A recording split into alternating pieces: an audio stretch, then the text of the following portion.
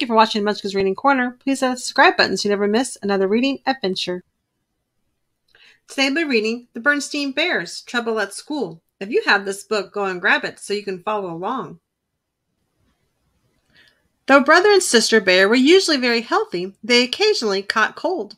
So when Brother came home from school one day, sneezing and wheezing, Mama Bear knew just what to do. Achoo!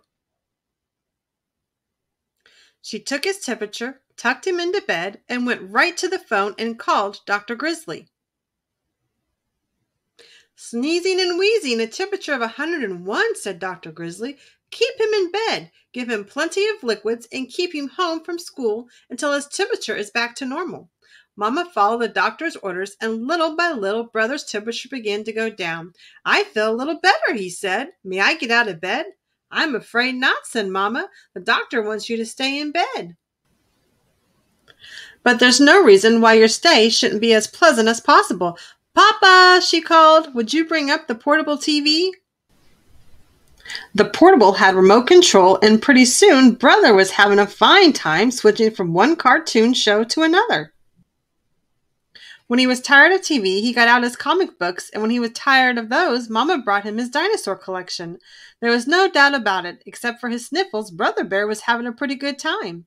So when Sister Bear brought home a folder of schoolwork for him, he hardly looked at it. He was much too busy having fun. But while he was at home having fun, his fellow students at school were hard at work. In the classroom where Teacher Bob was teaching a new math lesson, they had learned to add, subtract, and multiply. Now they were learning to divide. On the soccer field where Coach Bruin was getting the team ready for the big game against Beartown, Cousin Freddie, he called, take Brother's place at forward. He's out sick. Yes, sir, said Freddie. This was the chance he had been waiting for. It wasn't until Brother was all better and ready to go back to school that he remembered the folder of work. Oh, well, he thought, I'll study it on the bus. But that's where he heard about Freddie and the soccer team. He was so upset he forgot all about studying. When Coach Bruin had extra practice during early gym, Brother became even more upset. It wasn't easy watching Freddie take his place on the team. Then when Brother got back to class, Teacher Bob said, I certainly hope you studied that work folder because we are going to have a quiz. A quiz, said Brother. On what? On division, of course, said Teacher Bob as he handed out the quiz papers. Brother might have managed even then. He was good with numbers and might have worked things out if he only had been able to concentrate. But all he could think about was Cousin Freddie out there kicking field goals while he sat on the bench. The quiz was a disaster. Not only did Brother get every problem wrong, but Teacher Bob wrote on the paper, very poor, must be signed by parent. Brother didn't know which was worse, the soccer mess or the quiz disaster. What would he say to Mama and Papa when they asked him how things had gone at school? He was so busy feeling sorry for himself on the bus ride home that he didn't notice that Sister was coming down with a bad case of the sneezes and wheezes. Oh, dear, said Mama when she saw Sister, you've caught Brother's cold. Into bed with you. She and Papa were so busy attending to Sister, they forgot to ask Brother how things went at school, and he didn't tell them. And the next morning when the school bus came, Brother didn't get on the bus. He hid in the tall grass until the bus was out of sight. The squirrels and bluebirds were puzzled. Brother was usually happy and cheerful, but not this morning. This morning he looked unhappy and angry. Phooey, Brother shouted, kicking a stone, but kicking the stone reminded him of soccer, and that just made him angrier. The bluebirds took off, and the squirrels scattered. Phooey on soccer, he shouted, stomping off through the woods. Stomp, stomp, stomp.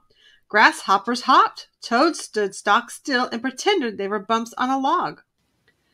Phooey on school, Brother shouted, stomping out of the woods. Pansies hid their faces, and ladybugs flew away home. And, he said, reaching into his school bag, Phooey on division. He had come to the top of a big hill. He took out the quiz, folded it into a paper airplane, and sailed it high into the air. The hill overlooked a swampy, overgrown bog. As Brother watched the quiz circle and swoop, he noticed something out of the corner of his eye, a familiar house at the edge of the bog. Grizzly Gramps was working on a ship model when he heard the knock. Gran was making cookies. They weren't expecting visitors, and they certainly weren't expecting Brother, especially during school hours. It didn't take long for the whole story to come out. Gramps and Gran listened quietly as Brother told them about catching cold, the folder of work, the soccer mess, the quiz disaster, the missed bus, and the paper airplane. "Come with me, young fella," said Gramps. "I want to show you something." Gramps took Brother by the hand and led him deep into the bog. "There," he said, "that's what I want to show you." It was a very old wagon sunk almost out of sight in a muddy pond. "How'd it get there?" asked Brother. "It wasn't easy," said Gramps. "I went to a lot of trouble getting that old wagon into this swamp."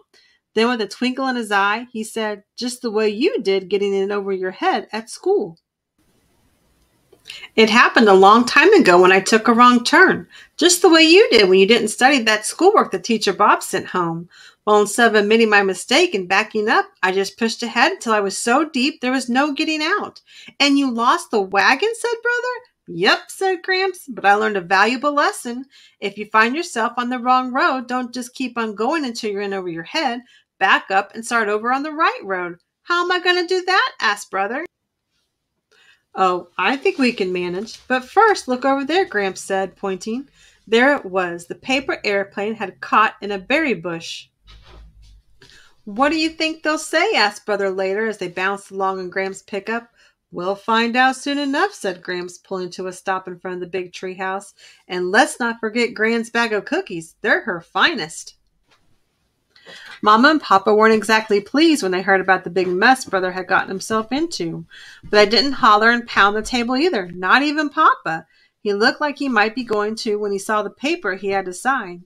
Gramps had tried to flatten it out, but it was still pretty wrinkled. "What happened to this?" he asked.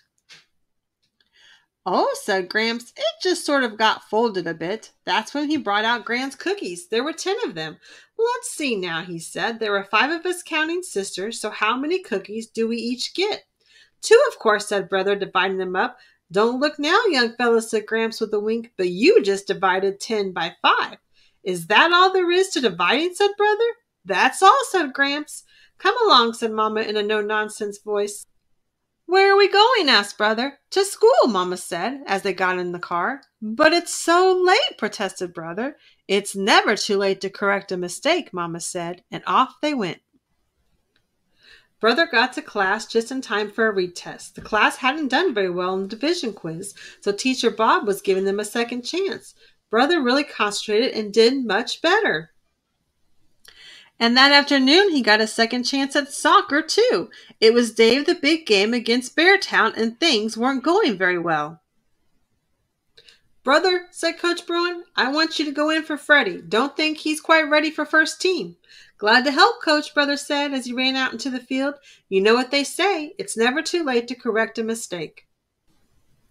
Thank you for reading the Berenstain Bears Trouble at School with us today on Munch's Reading Corner. Please hit the thumbs up so the viewers can join our adventures. And remember, it's never too early to start reading. See you soon.